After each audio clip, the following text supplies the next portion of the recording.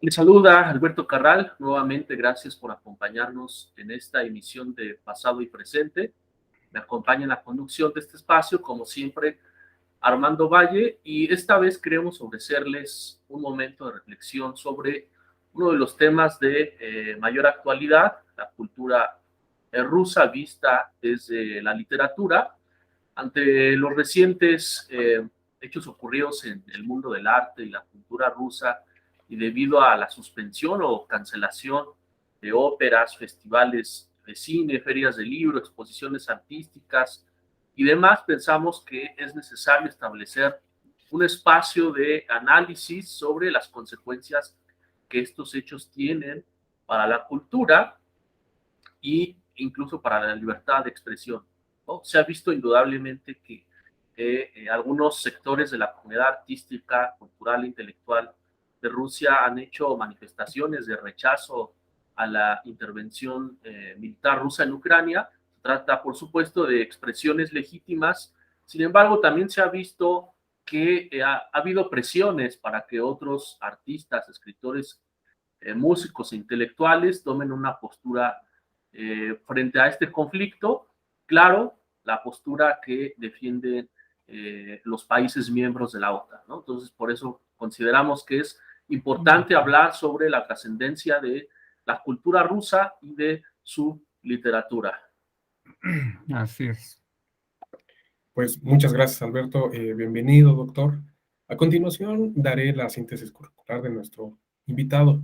Él es Edmundo Martínez García, es profesor normalista por la Normal 9 del Estado de México.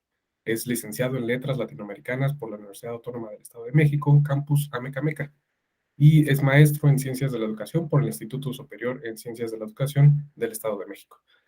Por supuesto, es doctor en Humanidades por la Universidad Autónoma Metropolitana, Unidad de Iztapalapa. Y bueno, tiene más de 40 años en el servicio docente, ha publicado 4 libros de relato, entre los que se encuentran los intitulados Mano de Gato, Relatos de la Tradición Oral, Si lo ves, dile al general Vicente Guerrero que los nazis ya están aquí, El bigote de Chaplin y Antropomorfo, cuentos a 2 de 3 caídas, sin límite de tiempo. Ha sido miembro del taller de poesía del maestro y poeta Enrique Villada y miembro del taller de narrativa que dirigió el músico y escritor Armando Vega Gil. Actualmente se encuentra trabajando en una novela. Bienvenido, doctor. Muchas gracias a ustedes por la invitación. Pues muchas gracias, doctor. También me sumo a agradecimiento de que ya hizo Armando. Y vamos a comenzar con una pregunta básica para decirle a nuestro público, a nuestra audiencia, un poco que nos hablara usted sobre qué es la literatura clásica rusa, cuáles son sus características, en qué consiste esta literatura. Bueno, yo creo que tenemos que remitirnos a un contexto histórico de lo que es la literatura rusa. La literatura rusa es antigua como muchas otras literaturas en todo el mundo. Es decir, tiene unos periodos de literatura oral, por ejemplo, ¿no? Los primeros esbozos de la literatura rusa se encuentran en el siglo XI, más o menos, ¿no? Con este texto que se llama el Códice Novgorod. Tengo aquí mi acordeón, que es un libro de salmos. Es un libro de salmos. No he tenido oportunidad de una revisión del texto, pero yo a lo que quiero llegar es que tiene también su historia, vaya, la literatura rusa, es decir, no emerge de la nada, también es parte de un proceso, vaya, un proceso cultural. Y nada más para hacer un comparativo, la literatura española, las glosas emilianenses son del siglo X, entonces más o menos por ahí va, ¿no? Entonces tienen una similitud en cuanto a la antigüedad ya de la literatura como forma escrita, vaya. Entonces, ya de entrada tenemos ahí un elemento que es que es su antigüedad, vaya. Y antes de ello, pues hubo también sin duda, una literatura de tipo oral. Entonces, nos vamos a remitir posteriormente a lo que se le ha llamado el siglo de oro de la literatura rusa, que curiosamente España también tiene su siglo de oro, que se da entre los siglos XVI y XVII, pero en Rusia este periodo de emergencia de un siglo de oro es mucho más lejano, es mucho más cercano, perdón, en el tiempo. Es decir, el siglo de oro de la literatura rusa se da hasta el siglo XIX, ¿m? Hasta la centuria de 1800.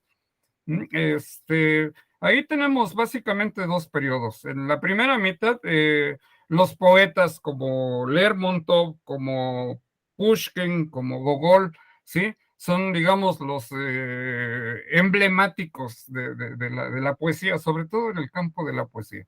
Y ya en la segunda mitad del siglo XIX, pues tenemos a los grandes narradores, ¿no? El desarrollo de una prosa, de una narrativa muy interesante. Y es donde emergen precisamente las grandes figuras que conocemos hasta hoy. Tolstoy, Dostoyevsky, nuevamente aparecen ahí Turgeniev, Korolenko, Chekhov, etcétera, ¿no? Pero los emblemáticos de los que son más conocidos ahora están en esa segunda mitad del siglo XIX. Entonces, ese es, digamos, un segundo periodo.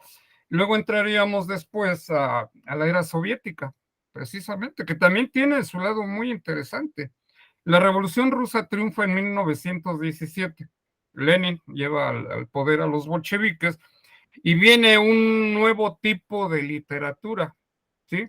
Que se le conoce como el realismo socialista, que es una corriente estética, ¿sí? La del realismo socialista. Y ahí van a emerger una serie también de escritores que en mi opinión son menores. El único que me parece que es muy interesante y que es el emblemático es Máximo Gorki. ¿Sí? Máximo Gorki yo lo considero como el padre del realismo socialista de la época soviética, ¿no? Y destacan ahí también otros escritores, como el poeta Mayakovsky, por ejemplo, ¿sí? Pero también hay una literatura, digamos, disidente. Cuando se viene la época del estalinismo, hay también una literatura disidente.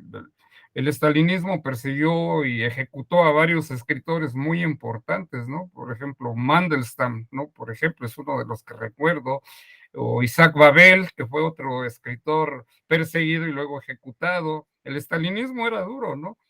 Pero hubo escritores que sobrevivieron y que son muy interesantes, ¿no? Entonces, a mí me gustan los escritores como Pasternak, ¿no? Con su novela épica, la del Doctor Zhivago, que luego hicieron película. Hay una película de David Lean, con Omar Sharif, ¿no? Julie Christie, Geraldine Chaplin, la hija de Charles Chaplin, Pasternak, que milagrosamente libró el Gulag y libró la ejecución, ¿no? Pero le gustaba mucho a Stalin, curiosamente, ¿no? Hay una anécdota que en las listas que le llevaban a Stalin de los que serían ejecutados, siempre aparecía Pasternak y Bulgakov. Los dos aparecían y él siempre los tachaba. Decía, estos no. O sea, que a estos no los ejecutara, ¿no? O sea, él los respetaba internamente. Otros no tuvieron la misma suerte. Y también hubo una disidencia, bueno, es que el caso de Bulgakov y de Pasternak es que subieron más o menos campechanear la situación, ¿no? Nunca se declararon totalmente abiertos en contra del régimen, hacían literatura crítica, hacían sátira, se burlaban un poco del sistema, pero no eran abiertamente antisoviéticos. Eso de algún modo lo salvó, ¿sí? Pero hubo escritores como Solzhenitsyn, que fue abiertamente disidente, ¿no? Y pues estuvo en el Gulag, después fue premio Nobel de Literatura, ¿no? Entonces, está también Grossman, Vasily Grossman, un escritor muy importante y muy interesante del siglo XX, de la era soviética, ¿no? Y están otros también por ahí, que ahorita escapan a mi memoria.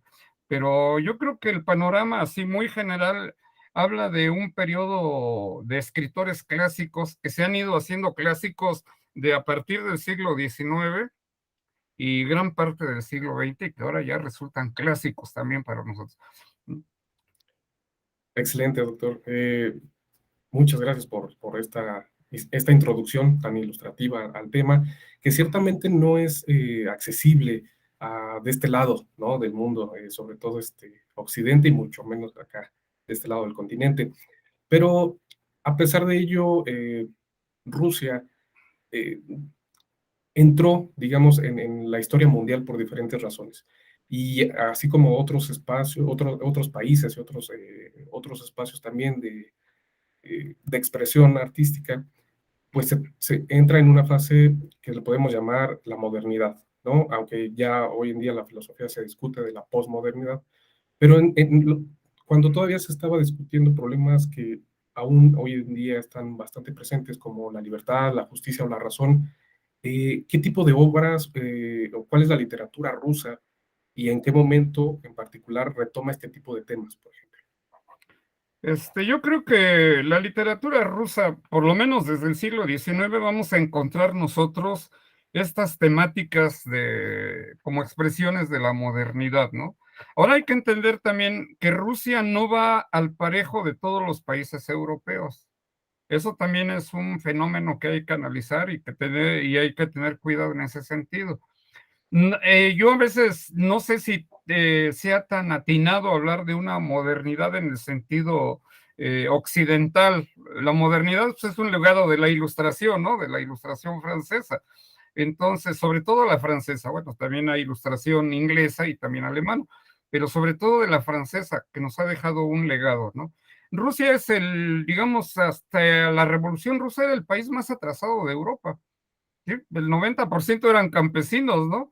Y ahí la tesis marxista de que el comunismo se iba a dar en los países de un proletariado altamente desarrollado, pues se vinieron abajo, porque el voluntarismo de Lenin echó abajo esa tesis, ¿no? Entonces, un país de campesinos, como también pasó en China con Mao Zedong, un país de campesinos logra hacer una revolución comunista, ¿no? Aunque luego se haya degradado el asunto, pero bueno, de entrada es una revolución comunista.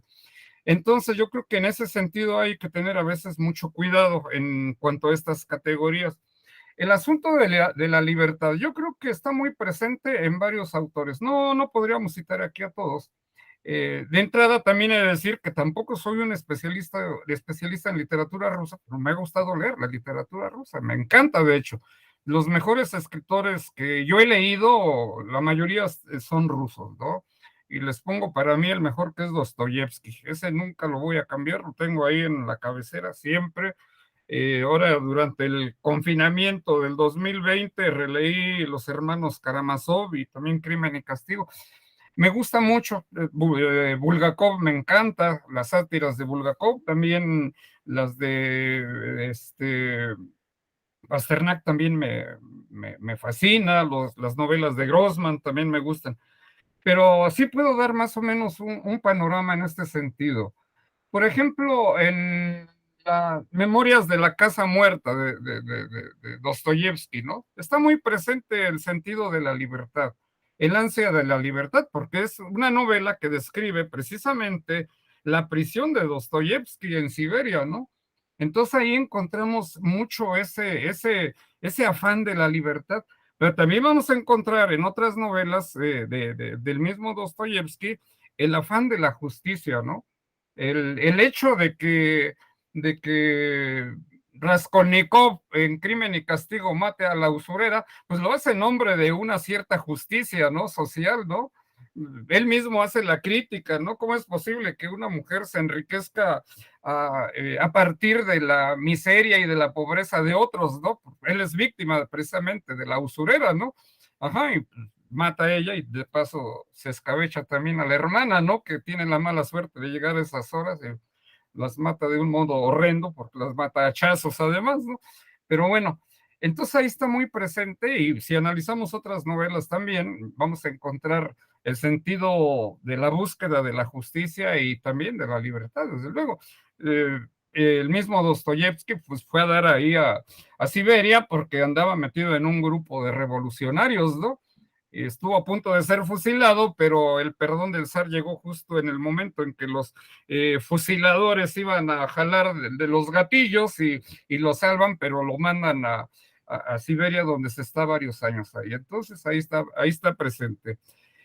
Tenemos luego, hay otro elemento que no necesariamente es parte de la modernidad, aunque se asocia, que es el del nacionalismo. El nacionalismo es romántico, es un elemento del romanticismo. ¿Eh? Entonces, cuando Napoleón invade Rusia en 1812, si no mal recuerdo, la Rusia zarista, la Rusia del zar Alejandro, pues ahí deviene un nacionalismo radical de los rusos, ¿verdad? Que combaten a capa y espada a los invasores franceses hasta que logran echarlos con ayuda del tifo y con ayuda del invierno también, desde luego, ¿no? Pero se nota claramente un nacionalismo y eso está muy patente en esta obra monumental, clásica también, La Guerra y la Paz de Tolstoy. ¿Sí? Que narra precisamente la invasión de Francia, la Francia napoleónica, a la Rusia zarista. Ahí está presente el nacionalismo, ¿no? Entonces, ahí está otro elemento. Otra obra, en este sentido, también nacionalista, o que marca también el nacionalismo con el que se comporta el pueblo ruso, pues es la obra de Vasily Grossman, Vida y Destino, que narra la invasión alemana de la época del nazismo, vaya, a la Rusia comunista en 1941, ¿no? En plena Segunda Guerra Mundial. Esta novela, tanto como la de Tolstoy, precisamente señalan este nacionalismo ruso que tiene ese carácter muy, muy especial, ¿no? Hace algún tiempo leía yo algo que decía que si otra vez volvieran a invadir Rusia, el resultado sería lo mismo, porque el pueblo ruso tiene muy arraigado ese sentido del nacionalismo. Me imagino que otros pueblos también, ¿no? Ahora, en cuanto al asunto de la libertad, yo creo que la libertad está muy presente también en estas, bueno, ya mencioné las Memorias de la Casa Muerta, pero por ejemplo en las novelas de Alexander Solzhenitsyn, ¿no?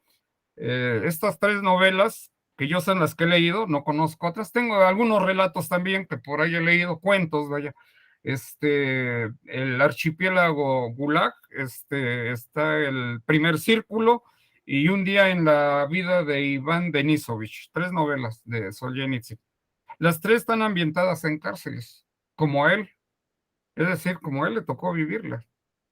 Entonces son testimoniales, son novelas testimoniales y hablan del ansia de la libertad, ¿no?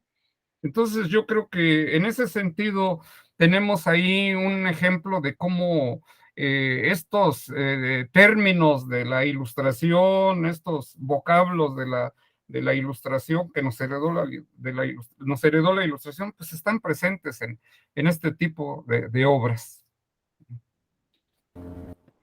Muchas gracias, doctor. Pues hablando de estas ideas, debates, tópicos que se han tratado en periodos históricos específicos de la literatura rusa, hay una doctrina, una corriente de pensamiento que se ha dicho tuvo cierta presencia, tuvo cierta importancia en Rusia, es esta cuestión de el nihilismo, ¿no? Se le ha asociado a la obra de Dostoyevsky, quienes lo han asociado. Entonces, doctor, si nos pudiera hablar sobre qué es esta corriente, qué es el nihilismo, cuáles podrían ser incluso algunos ejemplos de esta corriente en la vida cotidiana para que nuestra audiencia pueda tener una idea un poco más clara acerca de esto, por favor.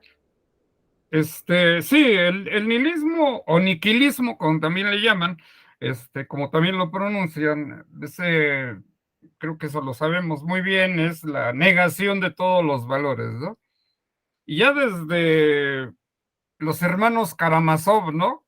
Cuando reflexiona o la conciencia de Iván Karamazov se presenta en forma de demonio al protagonista, a Iván Karamazov, y hablan sobre la existencia de Dios, ¿no? Y la frase contundente, ¿no? Si Dios no existe, todo está permitido.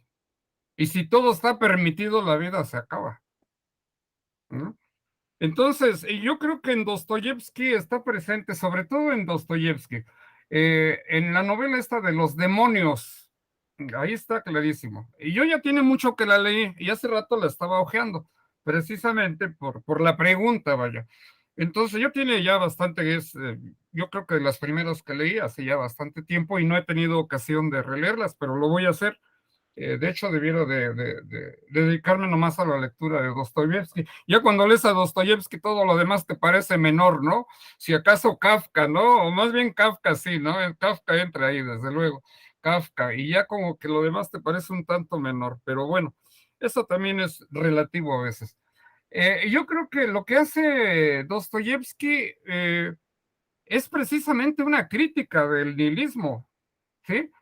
Había un grupo de, eso aquí lo tengo en mi acordeón, porque pues, no puedo contener todos los nombres en mi cabeza. Hubo un terrorista, Nechaev, que era dirigente de un grupo terrorista, precisamente nihilista. Ajá.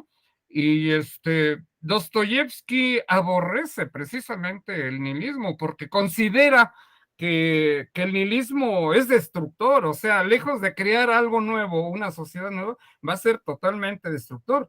Y ahí lo asocio nuevamente con esta idea de que si Dios no existe, todo está permitido, y si todo está permitido, todo se acaba, ¿no? Es decir, que de algún modo la religión o la idea de Dios puede ser un freno precisamente a estos instintos destructivos del alma humana, ¿no? Entonces yo creo que más que una apología que pudiera ser Dostoyevsky, alguna vez leí algo de eso erróneamente, o sea, alguien erróneamente suponía que Dostoyevsky era nihilista, desde luego que no. Él estuvo en un grupo y de hecho lo llevan a la cárcel, precisamente a Siberia, porque estuvo en un grupo que sí aventaba bombas, ¿verdad? Pero él quedó harto de eso, él no le gustaba, ¿sí? Les voy a leer algo interesante que saqué de por ahí de una página. Dice, Dostoyevsky sostenía que, así como Occidente había perdido a Cristo por culpa del catolicismo, Rusia iba a perderse por culpa de los nihilistas, y los grandes culpables eran esos liberales de pantuflas, esos miopes que se acercan al pueblo sin entenderlo, todos aquellos intelectuales terratenientes que simpatizaban con los jóvenes extremistas, con Turgeniev a la cabeza. Es decir, él señalaba a otro escritor, Turgeniev, como los instigadores precisamente del nihilismo o del nihilismo, ¿no? Entonces, en la novela esta de Los demonios, de hecho, dice lo siguiente: lo que escribo es tendencioso, transmite sin ambajes mi opinión a la juventud actual, que me llamen retrógrado o vociferen contra mí, pero voy a exponer con fuego cuanto pienso. Escribe en una carta. Y ese cuanto pienso es una crítica precisamente de estos jóvenes radicales. Por cierto, Nachaev, fue la inspiración de Stalin. Él leyó su manual del revolucionario, que fue muy famoso, ¿no? Y dicen que Stalin lo traía como libro de cabecera, pero es un libro bastante radical, ¿no? Completamente radical, ¿no? Hay que destruirlo todo, echar abajo todo cuanto hay para crear una sociedad desde cero. Y yo creo que cuando uno lee sobre el estalinismo, tengo ahí en la cabecera algunos libros también sobre este fenómeno, pues uno se da cuenta que Stalin retoma mucho esta idea del nihilismo. Yo creo que él era, pues, si no destruyó todo, porque realmente no pudo, pero yo creo que en el fondo la idea era esa: empezar de cero, una sociedad, empezarla desde cero, ¿no? Y Dostoyevsky no estaba de acuerdo, ¿no? En este tipo de pensamiento, ¿no? Y en la novela Los demonios está muy clara la condena hacia el nihilismo. Muy bien. Pues justo esto estas variantes, esta diversidad de temas tratados en la literatura clásica rusa, me parece que el adjetivo clásico es solamente para entender la época, el contexto histórico en donde se generaron, pero ciertamente trascienden más allá de eso, ¿no? Por lo tanto, forman parte de la literatura universal. Y en este sentido es que presentan una lectura muy interesante de la naturaleza humana.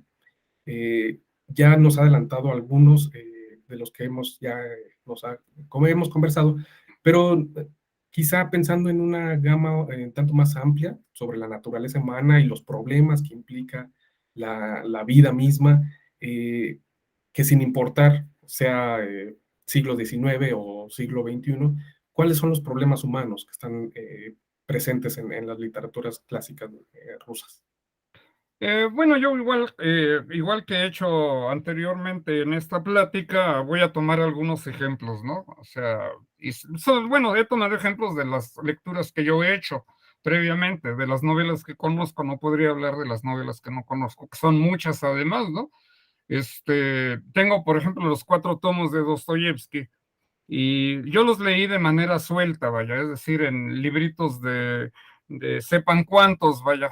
Hace ya algunos años pude conseguir la edición de Aguilar en 4 tomos, pero ya mucho lo he olvidado, en primera por la distancia y en segunda también por la edad. Pero sí, definitivamente plantean una serie de problemas humanos. Ya hace rato les comentaba yo esta idea de los hermanos Karamazov. Un problema humano es esta idea de Dios, ¿no? Está muy presente en la obra de Dostoyevsky, ¿no? Dios siempre aparece ahí mencionado, por lo menos, ¿no? ¿Sí? Y creo que también tenemos nosotros un Dostoyevsky en México, que es Revueltas, ¿no? José Revueltas, cuya literatura está muy penetrada de Dostoyevskismo, vamos a llamarle, porque es claramente la influencia de Dostoyevsky, porque también ahí hay mucho esa idea, ese planteamiento. Entonces tenemos en los Karamazov el planteamiento de la idea de Dios. Se discute mucho esta idea de Dios, ¿no?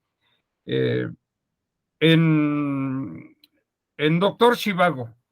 Doctor Zhivago, que es la obra de cumbre de Boris Pasternak, les hablaba hace rato que hicieron una buena película. Hay dos, de hecho. La mejor es la primera, la de 1960 y tantos, creo, 69, algo así. No recuerdo. Si pueden ver, si no la han visto, véanla. Es esa versión antigua. Este, muy buena, muy buena, muy buena película. A mí me encanta, es de las mejores que yo he visto. Ahí también se plantea el problema humano del amor, por ejemplo, ¿no? Básicamente es eso, ¿no? Si García Márquez escribió el amor en tiempos de cólera, creo que aquí podría llamarse el amor en tiempos de la revolución, ¿no? Porque la historia de amor se da entre la Primera Guerra Mundial y la revolución de 1917. Los protagonistas, que son el doctor Yuri Shivago, médico y poeta, y la mujer esta, Larisa, ¿no? Larisa, mujer casada con un revolucionario radical, por cierto, y confluyen en un punto de la Primera Guerra Mundial cuando ella llega como enfermera y ahí lo mandan como médico en un puesto, coinciden y pues tienen la mala suerte de enamorarse, ¿eh? Como parte de la condición humana. El amor es algo que es parte de la misma condición humana, ¿no? Es decir, eso no se puede evitar, ¿no? O sea, dos tipos se enamoran, dos, hombre y hombre, o mujer y hombre, o como sea, se enamoran, no lo pueden evitar. O sea, quedan completamente trastocados por ese sentimiento allá. Tiempo después se vuelven a reencontrar y consuman la relación amorosa, definitivamente, ¿no? Pero todo este drama se ve envuelto o más bien toda esta situación se ve envuelta en el drama precisamente de la Revolución Rusa, ¿no? Sí, porque el doctor tiene que huir con su familia. Él tiene su esposa y un niño, creo. La otra igual tiene una hija con el esposo, ¿no? Se ven a escondidas, ¿no? pero se andan escondiendo, pues se andan escondiendo en primera por su condición de casados y enseguida porque pues andan en la mira de los revolucionarios radicales, de los bolcheviques, ¿no? De hecho, un grupo de partisanos secuestra al doctor por varios meses, ¿no? Y se lo lleva y todo esto, todo ahí se ve envuelto el drama del amor, ¿no?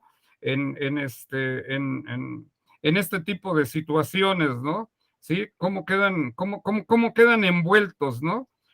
Y una novela que anoche también estaba revisando, es la novela esta de Vasily Grossman que se llama Todo Fluye. Te la recomiendo, si no la conocen. Esta novela, bueno, el título es está tomado de la frase esta de Heráclito, ¿no? De todo fluye, es decir, todo está en movimiento. Panta rey, ¿no? En griego, panta rey. Ajá, todo fluye. Entonces, aquí plantea una historia bastante triste. Bueno, cuando uno lee la literatura rusa, comúnmente es triste, ¿verdad?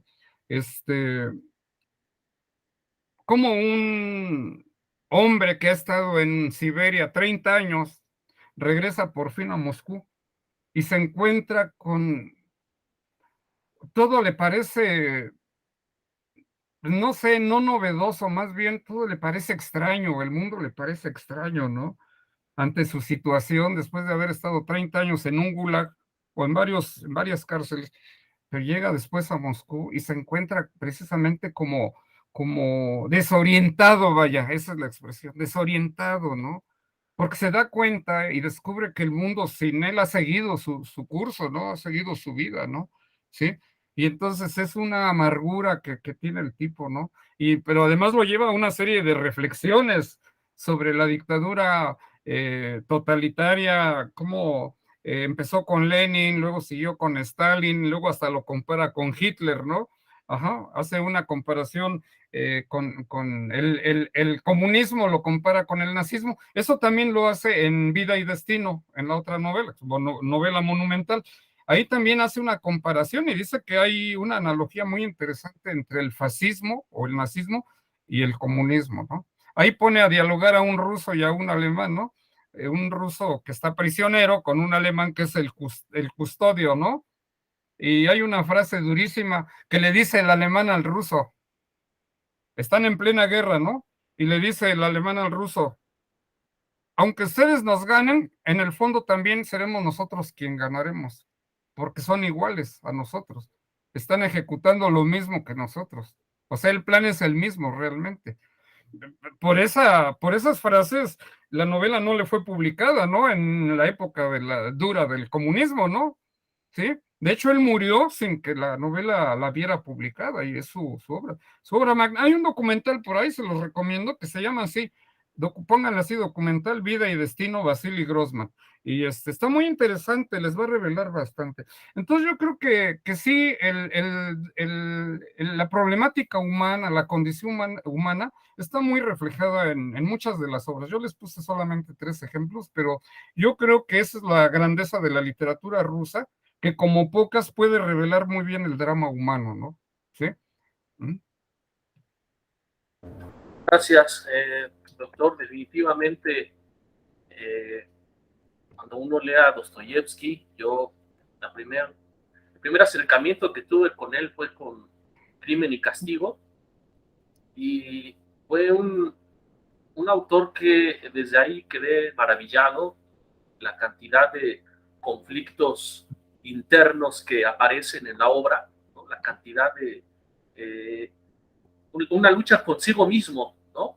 De Raskolnikov, la capacidad que tiene de transmitir ideas, pasiones, no solo de los personajes principales, sino incluso, cuando menos yo así lo sentí, de los personajes secundarios. También yo sentía esas pasiones que se describían ahí, y pensaba también en un poco la cultura rusa, ¿no? Aquellas regularidades que podemos encontrar. Ya hablaba hace un momento de la cuestión del nacionalismo.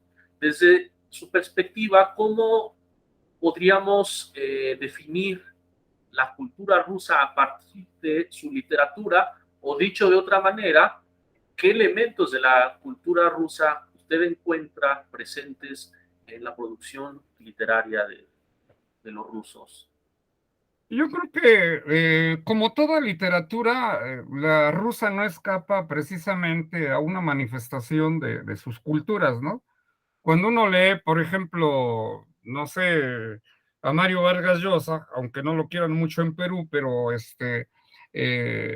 pues siempre ahí encontramos elementos de la cultura peruana, ¿no? Sus novelas mayoritariamente están ambientadas en el Perú, ¿no? Entonces, eh, o lee uno, eh, ¿a quién se les ocurre? A cualquier escritor, Colombia, bueno, pues, García Márquez, ¿no? Pues desde luego, ahí encontramos pues muchos elementos colombianos y lo mismo pasa si leemos a Juan Rulfo, por ejemplo, ¿no? Sobre todo a Juan Rulfo, el mejor escritor de México, que ha dado México, el mejor novelista. Y Pedro Páramo, la mejor novela también. Bueno, yo creo que la literatura rusa no escapa precisamente a esta misma lógica. Nosotros vamos a encontrar cualquier cantidad de elementos culturales manifestados a través de la literatura. Ciertamente hace rato hablé del nacionalismo ruso en dos novelas, que es la de Guerra y Paz, La Guerra y la Paz y Vida y Destino, ¿no?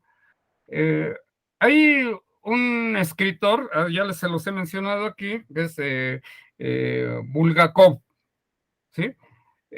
Después puedo poner un par de obras de Bulgakov para darnos cuenta de cómo el escritor ruso, aunque él era un escritor satírico, es decir, hacía burla, vaya, ¿sí? Hacía burla. Tiene una novelilla por ahí muy graciosa, se la recomiendo y está en Google. Ya la he visto y se las he recomendado, por si no pueden conseguirla en físico. Se llama Corazón de Perro.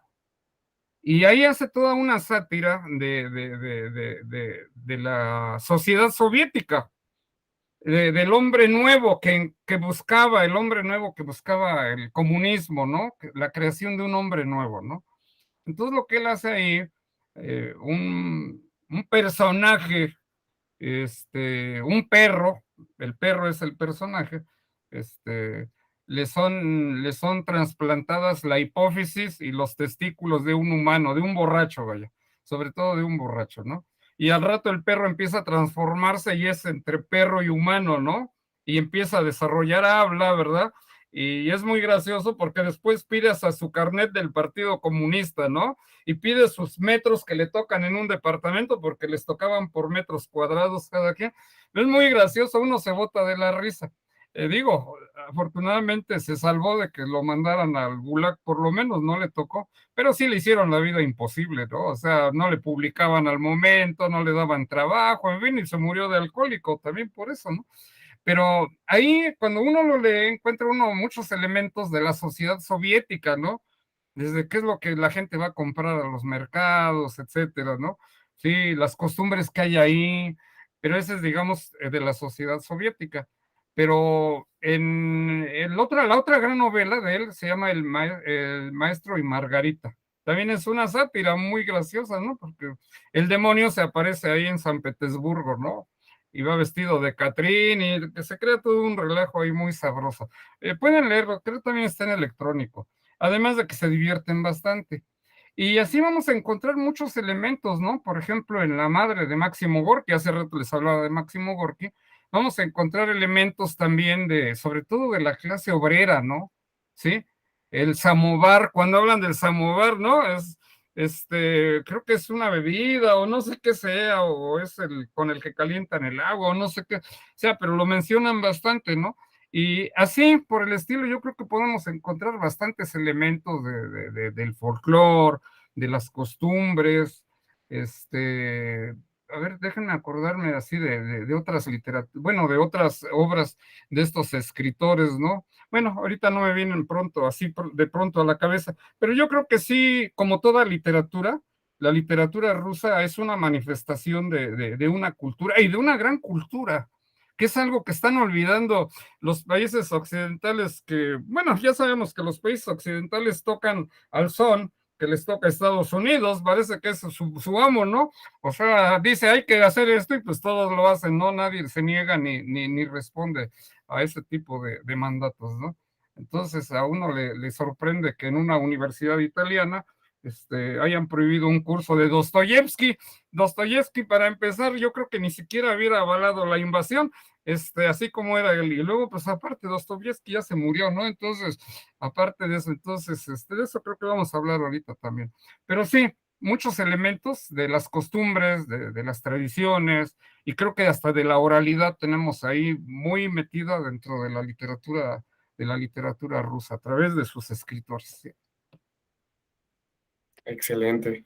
Es un repaso, yo creo que fundamental, ¿no? Como de una invitación a acercarnos a estos autores de la literatura clásica rusa, y otros, pues, más actuales, ¿no? En este sentido, bueno, usted comenzó diciendo que quizá en la actualidad no hay o no ha encontrado suficientes obras que le despierten la misma emoción o curiosidad para leer pues, novelas de hoy en día.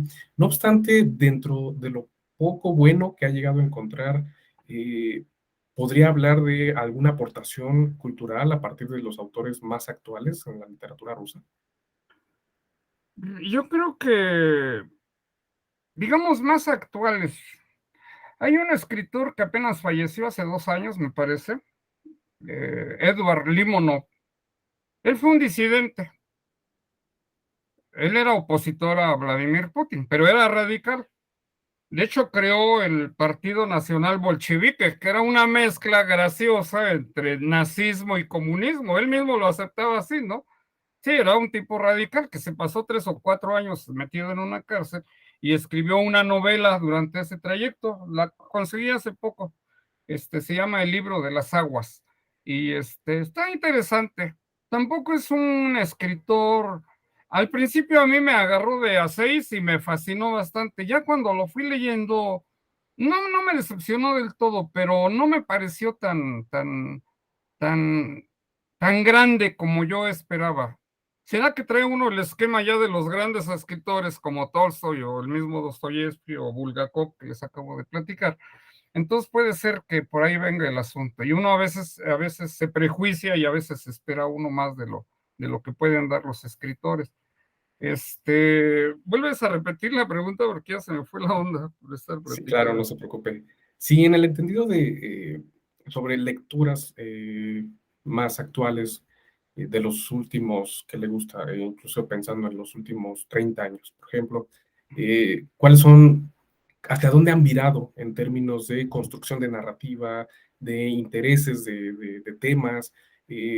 ¿Ha notado usted un cambio en el tipo de escritura? Y que esto a final de cuentas, como ya lo comentaba hace un momento, ¿no? Está ligado completamente con la construcción cultural del país. Entonces, sería un reflejo de los cambios de la sociedad. Sí, yo creo que a partir acá, tengo por ahí una novela, pero no recuerdo el nombre, la tengo acá de este lado. No he podido leerla, la compré. Es de un escritor no tan reciente, pero sí le tocó vivir la época del comunismo y la época de transición, digamos, a la democracia occidental, desde luego. Entonces, por lo que alcancé a leer, te repito, no la he leído, no he acabado, vaya, es decir, llevo pocas páginas, y el libro de Edward Limonov, que les acabo de mencionar también. Sí, sí, sí, definitivamente creo que se nota que hay un cambio, sí, desde luego, ¿no? Yo ya lo siento más occidentalizados, ¿entiendes? O sea, cuando tú lees a Dostoyevsky y lees a un escritor de estos, por eso les decía hace rato que sentí cierta decepción, y el libro me costó caro, 1,400, bueno, dije, pues ya ni modo, pero el hecho es de que uno viene con esa carga ya mental de los grandes escritores y entonces te encuentras con escritores, por lo menos de esos dos te puedo hablar, no podría hablar de más, pero porque, bueno, desconozco también otros escritores más recientes, pero sí hay un cambio, por lo menos en ellos dos, por lo que alcancé a leer de uno y lo que leí completo del otro, que son dos novelas que leí del otro, sí se siente ya un carácter ya más occidentalizado. creo que después del 1991, cuando se derrumba la Unión Soviética ya, creo que hay un cambio de mentalidad en los rusos, y entonces muchos voltean a ver pues, a Occidente, porque también esa es la otra cosa, ¿no? La propaganda muchas veces les hace ver como que lo occidental es mejor que lo de allá, ¿no? Por ejemplo, ¿no? Es la guerra de propagandas que ahorita está, pero en su punto, ¿no? Entonces, sí, sí, yo creo que está pasando, ¿saben qué? Lo mismo que pasó cuando terminó la Segunda Guerra Mundial en Japón. Cuando termina la Segunda Guerra Mundial, Japón, pues empiezan a consumir hamburguesas, les llevan el béisbol, el fútbol, soccer y todo eso. Un país de mucha tradición, y de repente su mentalidad se empieza a volver occidental, ¿no? ¿Ah? Por eso Yukio Mishima, un escritor grandísimo de allá de Japón, se suicida nada más por eso, ¿no? Ajá, porque él reclama al emperador de que tiene que volver a sus tradiciones, a sus raíces, porque él siente que el país se le está escurriendo de las manos y se está volviendo netamente occidental. Yo no he ido a Japón, pero tengo amigos que dicen, no, pues tú vas a Japón y lo mismo si vas a China, ¿no? A Pekín, ya encuentras ahí hamburguesas, Coca-Colas, pantalones Levi's, o sea, de todo, o sea, hay una compenetración occidental tremenda, y yo creo que eso sí se ve reflejado, por lo menos en en estos dos autores, no recuerdo el nombre del otro, sí, yo creo que sí hay un cambio eh, en este sentido, yo creo que tiende hacia la occidentalización de su literatura, lo cual no me parece bien. Desde mi punto de vista, creo que ellos deben de conservar sus rasgos muy, muy rusos, vaya, ¿sí? Sin caer en el chauvinismo tampoco, es decir, de que rechacen todo lo extranjero. Además, no se puede ya en un mundo globalizado, ¿no? Eso no va a pasar, ¿no? Uh-huh. Muchas gracias, doctor. Pues pensando también en los ríos de tinta que han corrido acerca de cómo el arte en general y la literatura en particular son como una especie de muro de contención para detener la barbarie, y pudiera ser hasta un contrasentido el que se quisiera entonces detener una invasión militar boicoteando obras de arte, cancelando, suspendiendo, como mencionábamos al inicio, festivales de cine, presentaciones de libro y demás, ¿no? Entonces, pudiera ser o es muy contraintuitivo, ¿no? Pero creo que sería importante decirlo de manera explícita y desde su particular punto de vista, por supuesto, que se perdería la humanidad sin la cultura rusa, ¿no? Sin la literatura rusa, es decir, qué consecuencias podría tener este boicot que se ha promovido ya en diversos espacios académicos, mediáticos, editoriales, derivado de estas sanciones que los países miembros de la OTAN han impuesto a Rusia. Yo creo que hay un imperialismo cultural que pues, ya viene desde hace siglos, ¿no? O sea, vamos a decirlo de ese modo, ¿no? Ya desde que llegan los españoles a América y los primeros colonos a Norteamérica, pues sabemos que hay un colonialismo también de la cultura, ¿no? Entonces, nosotros tenemos una cultura totalmente eurocentrista y anglosajona, ¿no? Y son los modelos que quieren imponer. Y ahorita ellos ven la oportunidad, bajo el pretexto de una invasión militar, ven la ocasión precisamente de aniquilar una nación, no solamente en el terreno militar, sino ven la posibilidad de aniquilarla económica, social y culturalmente. Es el tiempo de borrar, ¿no? Sí, es tiempo de borrar todo eso para imponer nosotros nuestra cultura desde Occidente, nuestra visión. Siempre lo han hecho así, es decir, por ejemplo, los africanos, la cultura africana que es riquísima, además, la americana que es riquísima, la asiática que es riquísima, ha sido así, o sea, en la mentalidad eurocentrista y anglosajona, eso es folclore nada más, o sea, se reduce a los vestiditos de Oaxaca, a los peinados de X lugar, ¿cómo se llama? Al zacahuil de ahí de San Luis, ¿no? El tamal grandísimo. Yo creo que se reduce muchas veces a meras cuestiones folclóricas como para que vayan los académicos y las estudien como un bicho raro, ¿no? Pero no tiene un reconocimiento de igual a igual. Es decir, no dicen, bueno, pues es que esa es una cultura y está a la par de nuestra cultura. ¿Eh? Entonces, hay una imposición y hay un imperialismo también cultural, desde luego, y ahorita están viendo la posibilidad precisamente de borrar aquello que les incomoda, que les hace contrapeso, eh, con el pretexto de una guerra. Se les olvida que Rusia no es Putin, o sea, y Putin no es Rusia, ni son sus militares, ni son sus políticos. Rusia es mucho más allá y van a sobrevivir, quieran ellos o no. No van a aniquilar ni a Dostoyevsky, ni a Tolstoy, ni al teatro Bolshoi, ni a el músico Shostakovich. A nadie de eso los van a poder aniquilar. No pueden.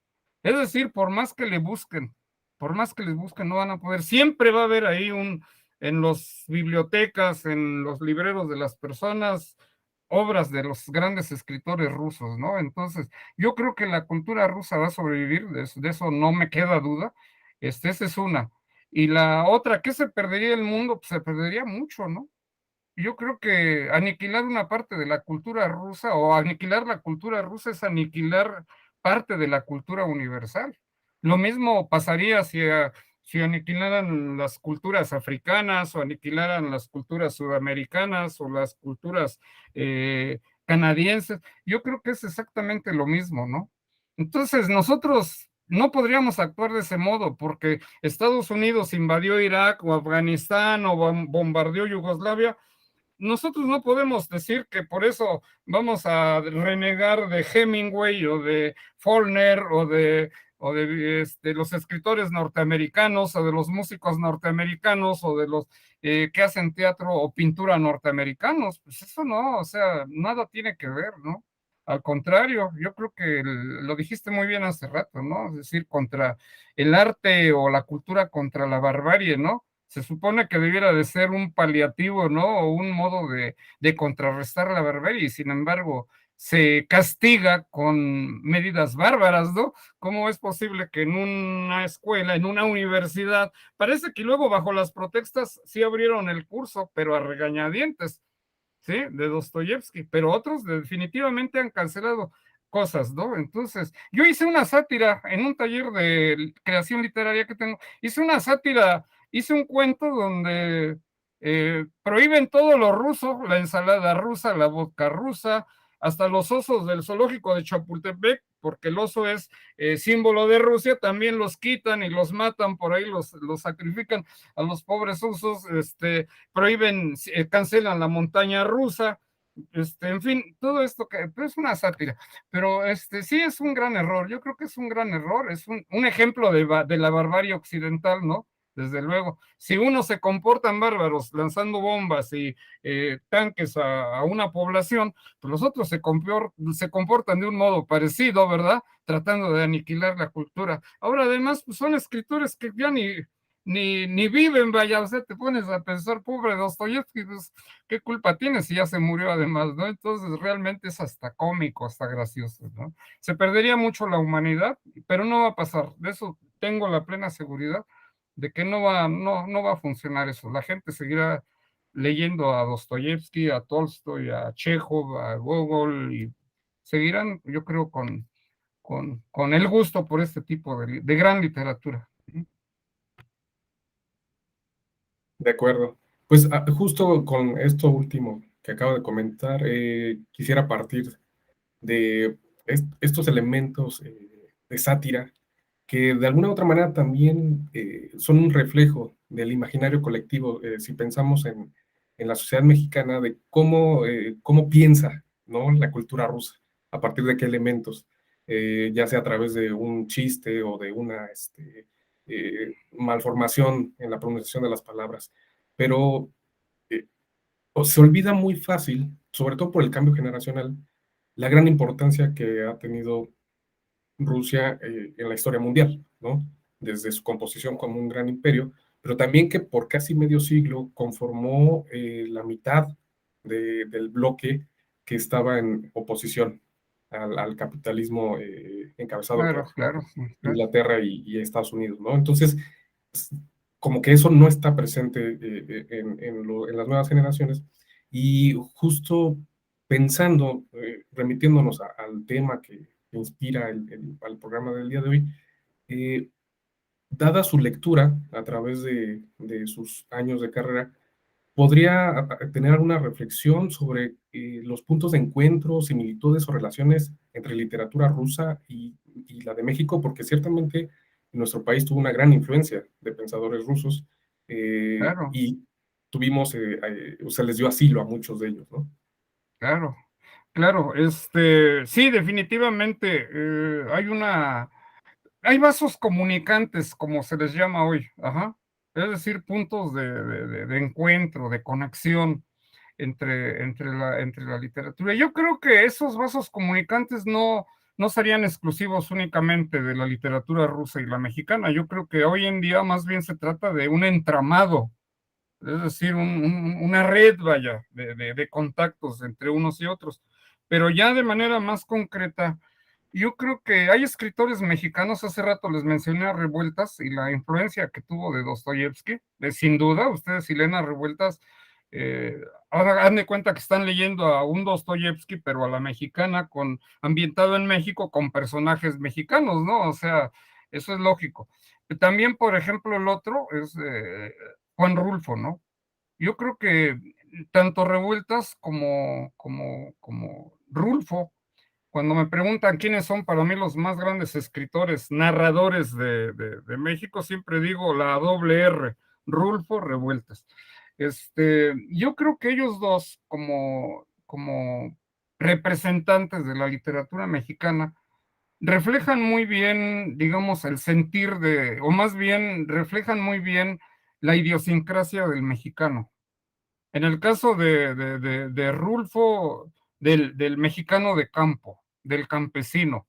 Y así también hay un campesinado ruso, ¿no? Durante muchos siglos hubo un campesinado ruso y que queda manifestado precisamente en muchas obras de la literatura, no recuerdo ahorita, pero hay escritores que han mencionado o que ambientan sus historias en los campesinos rusos. El mismo Solzhenitsyn, que era un disidente, repito, por ahí hay un librito de cuentos que tenía yo aquí en la cama, pero el otro día lo quité. Están ambientados sus cuentos en el campo, curiosamente, ¿no?